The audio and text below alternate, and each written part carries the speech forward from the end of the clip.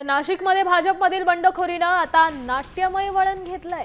अपक्ष उमेदवारी अर्ज भरलेले ज्ञानेश्वर काकड माघार घेऊ नयेत यासाठी संतप्त कार्यकर्त्यांनी त्यांना चक्क त्यांच्याच घरात साखळी कुलूप लावून कोंडून ठेवलाय।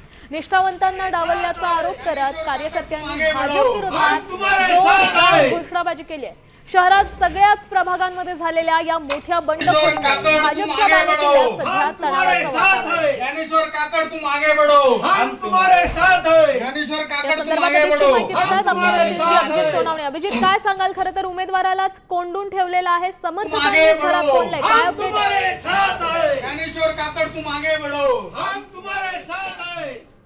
श्यामल, नाशिकमध्ये भाजपमध्ये जे बंडखोरांना थोपवण्याचं आव्हान आहे त्याचाच हा एक पुढचा अंक बघायला मिळतोय। कारण भाजपचे जे निष्ठावंत कार्यकर्ते होते त्यांना डावलून आयारामांना संधी देण्यात आली, त्यामुळे भाजपच्या निष्ठावंतांनी खरं तर अपक्ष उमेदवारी अर्ज भरलेले होते आणि याच अपक्ष उमेदवाराने आता आपला उमेदवारी अर्ज मागे घेऊ नये यासाठी त्याच्या कार्यकर्त्यांनी त्यांना त्यांच्याच घरामध्ये कोंडून ठेवलेलं आहे। बाहेरून साखळीने त्यांना त्यांच्या घराला कुलूप बंद करण्यात आलेलं आहे। त्यांनी आपला उमेदवारी अर्ज म्हणजे भाजपकडून जे अपक्षांना बंडोबांना थंड करण्याचे प्रयत्न सुरू आहे ते कुठेतरी यशस्वी होऊ नये यासाठी अशा पद्धतीने कार्यकर्त्यांकडून ज्ञानेश्वर काकड यांना आपल्या घरातच कोंडून ठेवण्यात आलेला आहे, जेणेकरून ते आपला उमेदवारी अर्ज मागे घेऊ शकणार नाही। आणि नाशिक महापालिकेच्या प्रभाग क्रमांक 6 मधून भाजपने ज्यांना उमेदवारी दिलेली आहे त्यांच्या समोरच अपक्ष म्हणून ज्ञानेश्वर काकड यांना निवडणूक लढवावी लागेल अशा पद्धतीची कार्यकर्त्यांची मागणी, त्यामुळे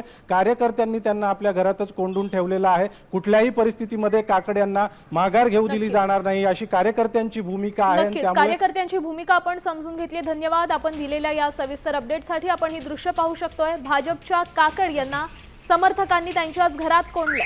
यस यस यस यस